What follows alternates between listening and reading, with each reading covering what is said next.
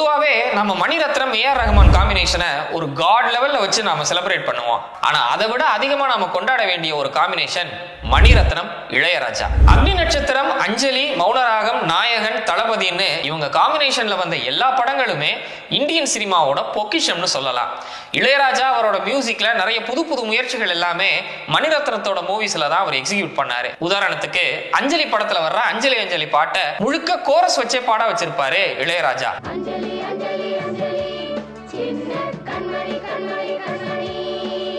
அதே மாதிரி அக்னி நட்சத்திரம் படத்துல வர்ற ராஜா ராஜாதி ராஜன் இந்த ராஜா பாட்டை முழுக்க முழுக்க ஸ்ட்ரிங் இன்ஸ்ட்ருமெண்ட்ஸே இல்லாம அதே மாதிரி அந்த பாட்டோட முதல் ஸ்டான்ஸாவை வெறும் 2 நோட்ஸ் வச்சு கம்போஸ் பண்ணியிருப்பாரு இளையராஜா.